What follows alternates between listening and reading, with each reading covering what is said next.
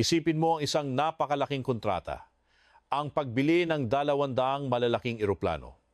Sa unang tingin, mukha itong isang simpleng transaksyon sa industriya ng abyasyon na nagkahalaga ng bilyon-bilyong dolyar. Ngunit kung susuriin natin ito sa pananaw ng macrofinance at behavioral economics, ang kontratang ito ay hindi lamang basta bilihan. Ito ay parang isang mahaba at gintong kadena na unti-unting itinatali sa leeg ng ekonomiya ng Amerika. Mula rito sa Pilipinas, kung saan ang bawat paliparan, bawat internasyonal na biyahe at bawat OFW na umuwi ay nakadugtong sa daloy ng pera, turismo at kalakalan. Ang kwentong ito ay hindi na lamang isang malayong usapin sa pagitan ng Washington at Beijing. Ito ay isang napakalamig na aral sa pandaigdigang ekonomiya. Ang may hawak ng pinakamalaking pondo ay hindi na kailangang magpaputok ng baril. Sapat na ang sabihing bibili ako, pero unti-unti lang.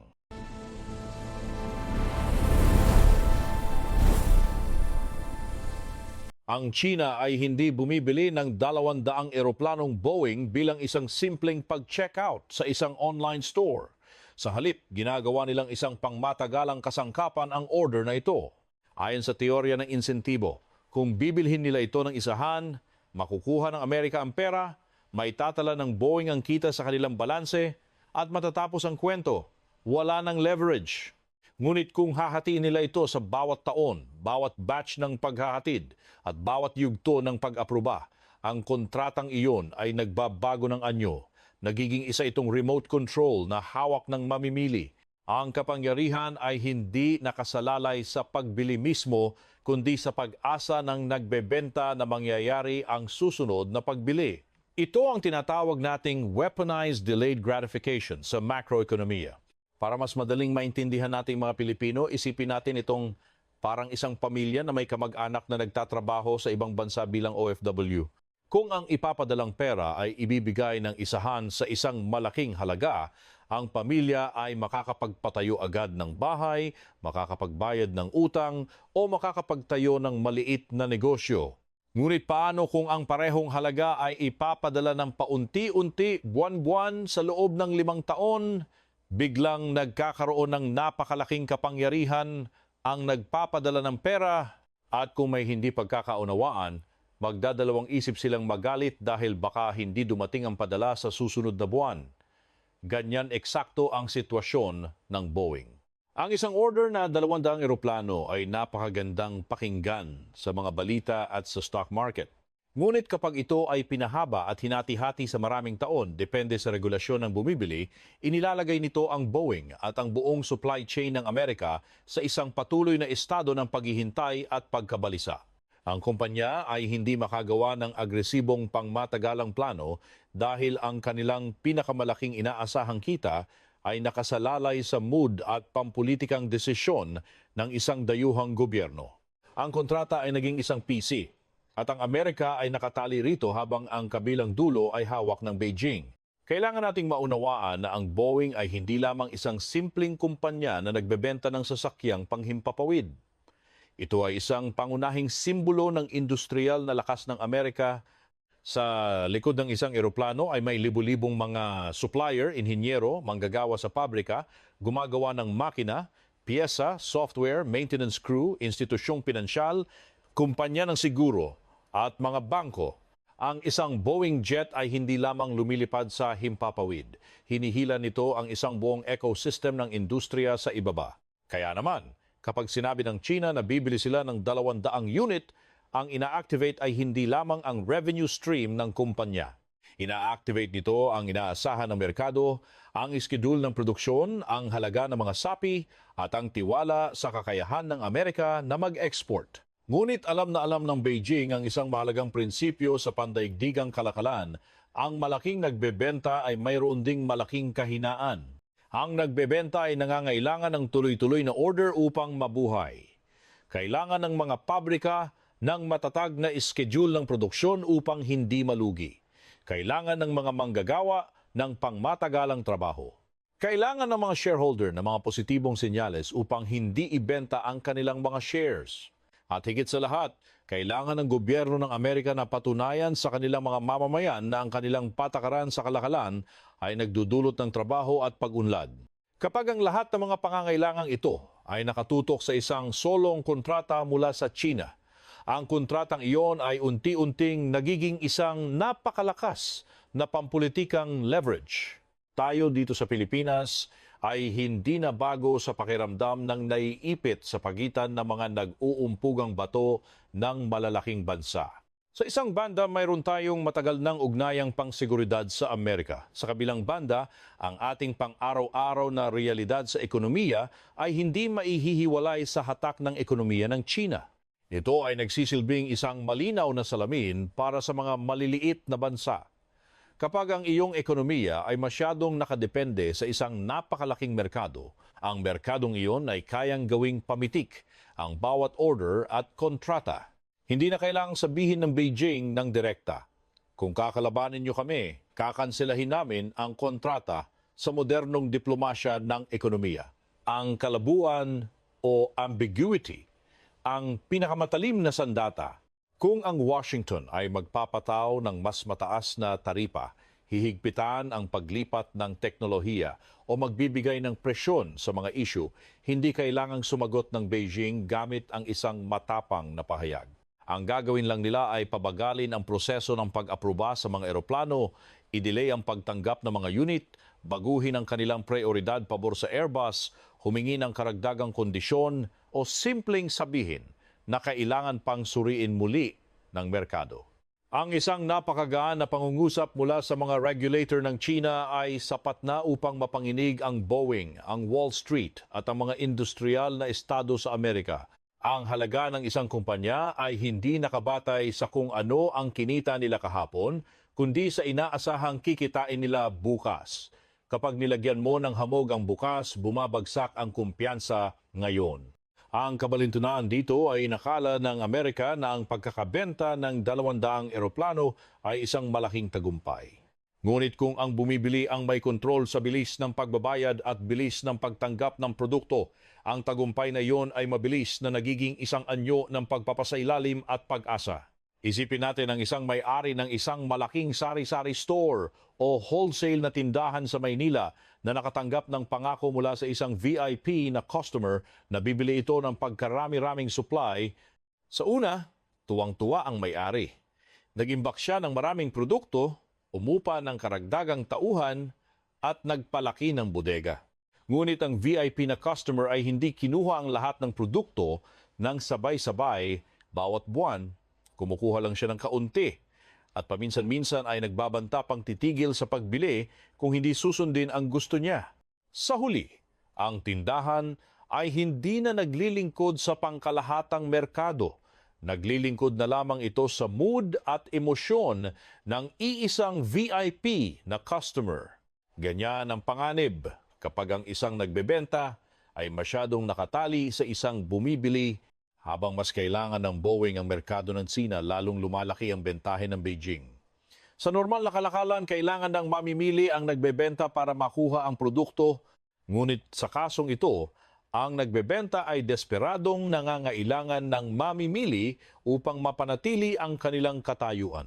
Sa behavioral economics, kapag ang dalawang panig ay nangangailangan sa isa't isa, ang panig na hindi nagmamadali ang siyang may hawak ng mas malaking kapangyarihan. Ang China ay kayang maghintay. Ang Amerika ay nahihirapang maghintay. Bakit? Dahil sa politika ng Amerika, ang mga resulta ay kailangang ibalita agad. Ilang trabaho ang nalikha, ilang bilyong dolyar ang pumasok, ilang kontrata ang napirmahan, at aling mga estado ang nakinabang para sa susunod na eleksyon. Maaring gamitin ng isang presidente ng Amerika ang order sa Boeing upang sabihin sa mga botante na tayo ay nananalo sa kalakalan. Ngunit maaaring hawakan ng Beijing ang natitirang bahagi ng kasunduan na parang isang gripo ng tubig. Bubuksan ng kaunti kapag umiinit ang relasyon at nagiging maganda ang diplomasya. Isasara ng kaunti kapag nagbibigay ng matinding presyon ang Washington. Ang kakayahang ito na kontrolin ng daloy ng pondo at order ng hindi formal na kinakansela ang kontrata ay isang masterclass sa asymmetric economic warfare. Ang bumibili ay ginagawang hostage ang oras at inaasahang kita ng nagbebenta. Para sa ating mga Pilipino, ang epekto ng isang kontrata ng eroplano ay hindi kasing layo ng iniisip ng marami. Kung ang pandaigdigang merkado ng abyasyon ay nababatak, kung ang Boeing ay naaantala sa paghahatid ng mga bagong eroplano, at kung ang mga airline ay kailangang mag-agawan upang makakuha ng mga bagong sasakyan, ang gastos sa operasyon at ang presyo ng pag-upa ng eroplano ay tiyak na tataas. Sa huli, ang epektong ito ay aabot sa presyo ng mga tiket sa eroplano sa mga plano ng pagbubukas ng mga bagong ruta sa turismo sa kalakalan at lalo na sa mga biyahe pauwi ng ating mga OFW tuwing Kapaskuhan o mahahalagang okasyon. Ang isang kontrata sa pagitan ng Amerika at Sina ay parang usapin lamang ng mga dambuhalang korporasyon, ngunit sa ating magkakaugnay na pandaigdigang ekonomiya, maaari itong umikot ng napakalayo at sa huli ay babagsak sa pitaka ng isang ordinaryong mamamayan. Ang inflation sa sektor ng transportasyon ay nakakaapekto sa presyo ng mga kargamento. Kung mahal ang kargamento, mahal din ang mga imported na bilihin sa ating mga pamilihan. Ito ang tinatawag sa macroekonomiya na supply chain contagion. Ang pagkaantala sa isang pabrika sa Seattle dahil sa pampulitikang desisyon sa Beijing ay maaaring mangahulugan ng mas mahal na gasto sa logistics sa Maynila. Tandaan din natin na hindi ginagawa ng Boeing ang lahat ng bahagi ng eroplano. Ang isang sasakyang panghimpapawid ay naglalaman ng milyon-muli-milyong maliliit na piyesa. Kung ang order ng China ay maantala, hindi lamang ang kumpanya ng Boeing ang masasaktan. Ang mga supplier ng makina, materyales, electronics, upuan, control systems at maintenance services ay lahat apektado. At alam ba ninyo na ang ilang mga kumpanya sa Asia, kabilang ang ilang pasilidad sa Pilipinas, ay bahagi rin ng pandaigdigang aviation supply chain? Kapag ang isang malaking kawing ay hinila ng pabagal, ang modernong pag-ipit sa ekonomiya ay madalas na hindi nakikita sa mga lugar na lantad sa publiko. Hindi ito nangyayari sa mga pisikal na labanan, kundi nakatago sa mga pahina ng kontrata, sa mga iskedyul ng paghahatid at sa tiwala sa produksyon. Ito ang tinatawag nating purchasing power as a hostage o paggamit sa kakayahang bumili bilang isang bihag. Noong unang panahon, ang mga makapangyarihang bansa ay gumagamit ng mga base militar, barkong pandigma, tulong pinansyal o direktang parusa upang makuha ang kanilang gusto. Ngayon, ginagamit nila ang mismong pamilihan. Ang isang bansa na may napakalaking populasyon, lumalawak na middle class at tumataas na pangangailangan sa paglalakbay sa himpapawid ay madaling makapagsabi sa mga korporasyon sa kanluran, kung gusto ninyong magbenta sa amin, kailangan ninyong isaalang-alang ang pag-uugali ng inyong sariling gobyerno. Hindi ito isang formal na pagbabawal o formal na sanction na idedeklara sa United Nations. Ito ay mas malambot, mas mahirap patunayan sa papel, ngunit madalas ay mas epektibo. Bakit? Dahil ang mga korporasyon mismo ang kusang magbibigay ng presyon sa kanilang sariling gobyerno upang protektahan ang kanilang mga kita. Hindi na kailangan ng Beijing na gumastos ng malaki para sa direktang lobbying sa Washington sa tradisyonal na paraan. Ang kailangan lang nilang gawin ay takutin ang mga negosyong Amerikano na baka mawala sa kanila ang napakalaking merkado ng China.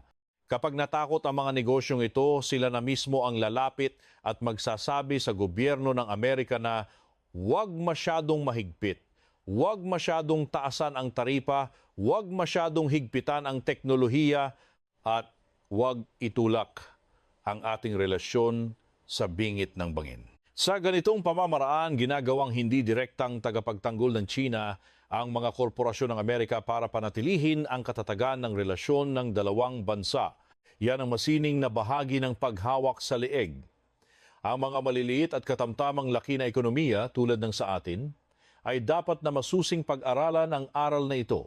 Kung ang isang sektor ay masyadong nakadepende sa mga dayuhang mamimili mula sa isang partikular na bansa, halimbawa sa turismo, agrikultura, pagmimina, logistics o e-commerce, ang isang matinding pagyanig ay hindi na kailangang magmula sa isang digmaan. Sapat na ang pagbaba ng bilang ng mga turista, pagkaantala ng mga order, pagpapahaba ng proseso ng inspeksyon sa customs at paghigpit sa mga hangganan upang mabulunan ang daloy ng pera. Ang tunay na panganib ay hindi ang palaging paggamit ng China sa taktikang ito araw-araw. Ang panganib ay nakasalalay sa katotohanang mayroon silang kakayahang gawin ito anumang oras. Sa larangan ng ekonomiya, minsan ang kakayahang magdulot ng sakit ay sapat na upang pilitin ang kabilang panig na pigilan ang sarili. Ito ang tinatawag na deterrence o pagpigil sa pamamagitan ng takot. Ang Amerika ay nag-iisip ng 2 beses sa kanilang mga patakaran dahil alam nila kung gaano kalaki ang nakataya. Kung ang isang higanteng bansa ay nagdadalawang isip, paano pa kaya ang mga bansang umaasa lamang sa pag-export ng mga hilaw na materyales o serbisyo? Kung ang Boeing ang pambato ng Amerika, ang Airbus naman ang alternatibong baraha ng Europa. Palaging gusto ng China na magkaroon ng maraming pagpipilian upang hindi sila ganap na makadepende sa isang panig lamang. Kapag lumalabo ang relasyon sa Amerika, maaari silang kumiling sa Airbus. Kapag gusto nilang makipagkasundo sa Amerika, muli nilang bubuksan ang pinto para sa Boeing. Kapag gusto nilang magpababa ng presyo, hinahayaan nilang magkumpetensya ang dalawang kumpanya. Ito ang klasikong taktika ng isang napakalaking mamimili. Huwag kailanman hayaang makaramdam ng ganap na seguridad ang nagbebenta. Ang isang ordinaryong mamimili ay nagtatanong lamang tungkol sa presyo at kalidad ng produkto. Ngunit ang isang super buyer na kumakatawan sa isang buong bansa ay nagtatanong hindi lamang ng presyo, kundi pati na rin ng pampulitikang paninindigan ng bansang nasa likod ng produktong iyon. Ang totoong tanong dito ay kung sino ba talaga ang mas nangangailangan sa isa't isa. Kailangan ng Sina ang Boeing upang matugunan ang mabilis na paglaki ng kanilang industriya ng abyasyon. Ngunit kailangan din ng Boeing ang China upang mabawi ang kanilang posisyon sa pandaigdigang merkado at mapanatili ang kanilang mga operasyon. Kailangan ng Amerika ang pag-export upang patunayan ang kanilang lakas sa pagmamanupaktura. Kailangan ng China ang teknolohiya ng abyasyon mula sa kanluran, ngunit sa parehong oras, patuloy rin nilang pinapaunlad ang kanilang sariling mga eroplano tulad ng COMAC. Ibig sabihin, ang Beijing ay bumibili, natututo, nagpapahaba ng oras, at unti-unting bumubuo ng sarili nilang alternatibo. Samantala, ang Boeing ay kailangang makapagbenta sa lalong madaling panahon dahil ang isang pabrika na nagpapasweldo ng libu-libong tao ay hindi mabubuhay sa pamamagitan lamang ng mga pangako. Ang oras ay kakampi ng bumibili at kalaban ng nagbebenta. Kapag iniwan ng China ang 200 eroplano bilang isang kasunduang tatagal ng ilang taon, para silang bumibili ng isang patakaran sa siguro laban sa mga matitigas na patakaran ng Amerika. Kung magiging malambot ang Amerika, tuloy ang pag-order. Kung maghihigpit ang Amerika, maaring bumagal ang pagbili. Kung gusto ng Washington na ipagmalaki ang kanilang mga tagumpay sa kalakalan, kailangan nilang panatilihin ang relasyon na hindi masyadong masama. Ito ang sining ng paggawa sa pang-ekonomiyang interes ng iyong kalaban bilang sarili mong pampulitikang pananggalang. Isang napakatalinong hakbang sa larangan ng behavioral game theory. Maraming bansa sa Timog Silangang Asya ang nag-aakala na ang pagkakaroon ng malaking dayuhang pamumuhunan ay palaging mabuti. Ngunit ang malaking pamumuhunan ay madalas na may kasamang malaking pag-asa at pagpapasailalim. Ang pagkakaroon ng malaking merkado ay maganda, ngunit ang malaking merkado ay madaling maging isang malaking presyon. Ang pagkakaroon ng malaking customer ay maganda, ngunit ang malaking customer ay maaaring maging dahilan upang hindi ka na makapagsabi ng hindi.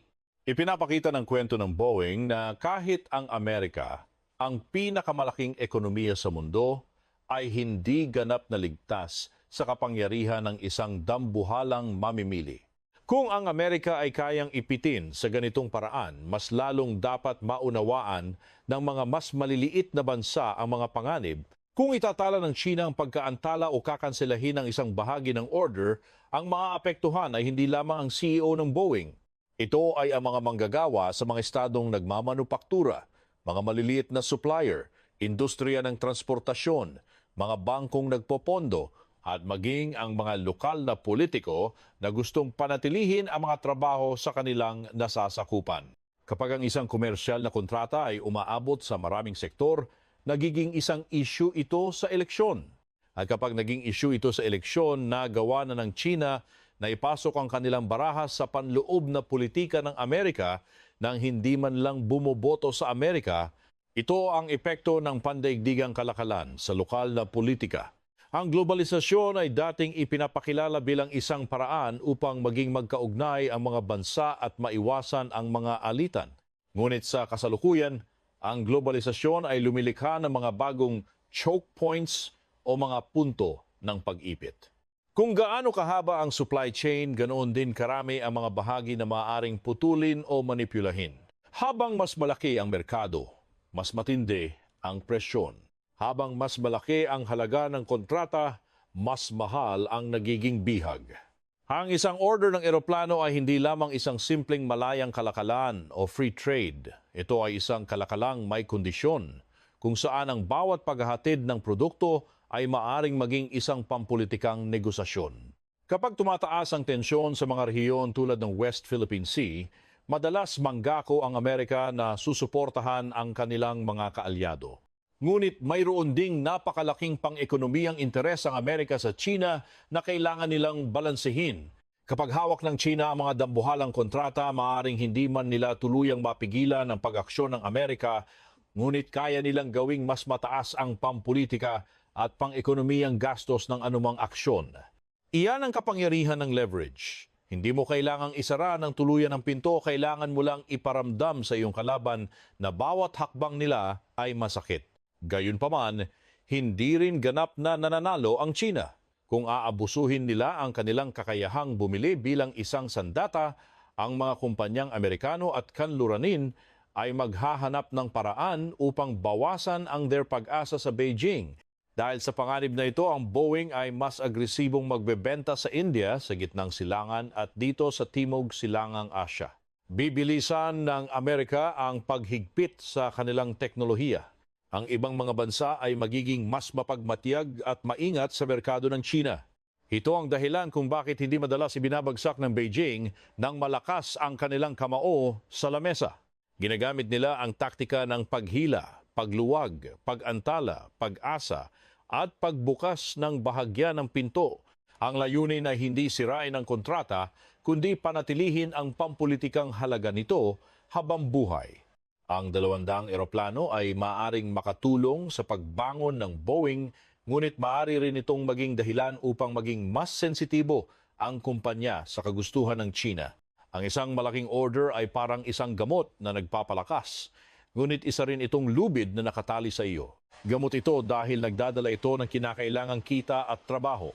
Lubid ito dahil nagsisimulang matakot ang nagbebenta na baka mawala ito. At kapag ang isang ekonomiya ay natatakot na mawalan ng order, ang kanilang patakarang panlabas ay hindi naganap na nakasalalay sa mesa ng estratehiya, kundi hinihila pababa sa mesa ng mga accountant at negosyante. Ano ang pangunahing aral para sa Pilipinas? Ang aral ay hindi huwag makipagkalakalan sa China o huwag magtiwala sa Amerika. Ang totoong aral ay sa mundo natin ngayon. Ang kalayaan sa ekonomiya ay hindi nagmumula sa pagpili kung aling panig ang kakampihan. Ito ay nagmumula sa hindi pagpayag na ang isang solong customer, isang supplier, isang merkado o isang ruta ng transportasyon ay magkaroon ng kapangyarihang sakalin ng iyong ekonomiya. Diversification ang susi. Ang pagiging bukas sa maraming merkado ang tanging paraan upang maprotektahan ang ating kalayaan sa paggawa ng desisyon. Kung gusto ng Pilipinas na paunlarin ang ating industriya ng abyasyon, turismo, mga pantalan, sektor ng semiconductors, business process outsourcing o BPO, pag-export ng lakas paggawa at kalakalang panrehiyon, kailangan nating maunawaan ng malalim na ang kapangyarihang bumili ay isang anyo ng kapangyarihan. Kung sino ang kumokontrol sa order, siya ang may boses. Kung sino ang kumokontrol sa bilis ng pagbabayad, siya ang kumokontrol sa hininga ng buong supply chain. Hindi tayo dapat umasa sa iisang balong pinagkukunan ng tubig dahil kapag pinatay ang gripo, lahat tayo ay mauuhaw. Ang kwento ng 200 eroplanong Boeing ay hindi dapat ituring bilang isang ordinaryong balita sa negosyo. Ito ay isang napakalinaw na pagpapakita ng kapangyarihang pang-ekonomiya. Hindi kailangang bilhin ng China ang lahat ng sabay-sabay dahil kung bibilhin nila ito ng isahan, mawawala ang kanilang leverage.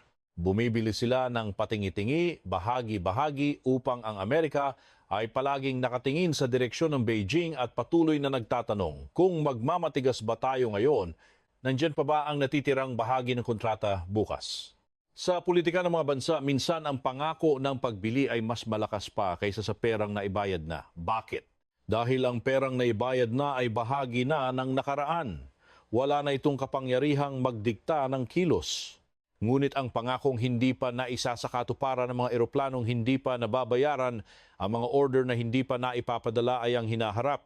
At ang hinaharap, mga kaibigan, ang mismong bagay na nagpapasunod sa mga tao at kumpanya. Ang pag-asa sa kikitain bukas ay mas malakas na kadena kaysa sa kinita kahapon. Kung ang Boeing, na isang haligi ng teknolohiya at lakas industrial ng Amerika, ay maaaring maimpluwensyahan ng ganitong uri ng pamamaraan, kailangan nating tanungin ang ating mga sarili. Gaano katibay ang ating sariling mga pambansang industriya? Kung ang ating mga iniluluwas na saging o pinya ay biglang higpitan sa customs dahil sa isang issue sa karagatan, o kung ang mga dayuhang turista mula sa isang bansa ay biglang pinagbawalang bumisita sa ating mga isla, handa ba ang ating ekonomiya na saluhin ng pagbagsak? Ang kwentong ito ay isang alarma para sa ating pambansang pagpaplano. Ang pagbuo ng katatagan o resilience sa ekonomiya ay nangangahulugan ng paghahanap ng maraming kaibigan at maraming merkado. Hindi masamang makipagnegosyo sa mga higante, ang masama ay kung ang higanteng iyon lamang ang tanging bumibili ng iyong produkto. Para sa Pilipinas, nangangahulugan ito ng mas malakas na ugnayan sa ating mga kapitbahay sa ASEAN, pagpapalawak ng kalakalan sa Europa, Japan at South Korea, at pagpapalakas ng ating sariling lokal na ekonomiya upang hindi tayo masyadong umaasa sa panlabas na puwersa. Ang lakas ng isang bansa ay hindi lamang nasusukat sa militar, kundi sa tibay ng kanyang bulsa. Sa huli, ang pagbebenta ng 200 Boeing ay isang masterclass kung paano ginagamit ang mga libro ng order bilang isang instrumento ng geopolitika. Ipinapakita nito na sa ika-21 siglo, ang mga digmaan at tunggalian ay mas madalas na nangyayari sa mga boardroom ng mga korporasyon, sa mga stock exchange at sa mga talaan ng supply chain kaysa sa mga pisikal na larangan ng digmaan. Ang mga bala ngayon ay mga kontrata, ang mga kanyon ay mga taripa at ang mga general ay ang mga regulator ng merkado. Ang makakaunawa sa larong ito ay ang makakapag-navigate sa magulong tubig ng pandaigdigang ekonomiya. Kaya sa susunod na makabasa kayo ng balita tungkol sa isang napakalaking kontrata, isang dambuhalang pamumuhunan o isang bilyong dolyar na order mula sa isang superpower, huwag lamang tingnan ang halaga ng pera. Tingnan ninyo ang mga kondisyon. Tingnan ninyo ang timeline ng pagbabayad. Tingnan ninyo kung sino ang may hawak ng gripo. Dahil sa mundo ng macrofinance, walang libre. Ang bawat malaking order na hindi agad binabayaran ng buo ay isang potensyal na kadena at nasa sa atin na kung papayag tayong isuot ang kadenang iyon o maghahanap tayo ng paraan upang manatiling malaya. Bilang pagtatapos, ang kwento ng Boeing at ng China ay isang paalala na ang kapangyarihan ay nagbabago ng anyo. Hindi na ito palaging maingay at marahas. Madalas, ito ay tahimik, kalkulado at nakatago sa mga pahina ng isang corporate agreement. Para sa mga bansang tulad natin, ang pag-unawa sa kalikasang ito ng pera at kapangyarihan ang ating unang linya ng depensa. Maging matalino sa pagbabasa ng pandaigdigang merkado dahil ang ekonomiya ang siyang tunay na nagdidikta ng galaw ng kasaysayan. Ito ang inyong behavioral economist, nagpapaalala na sa laro ng kalakalan, ang tunay na panalo ay ang hindi nagpapagapos,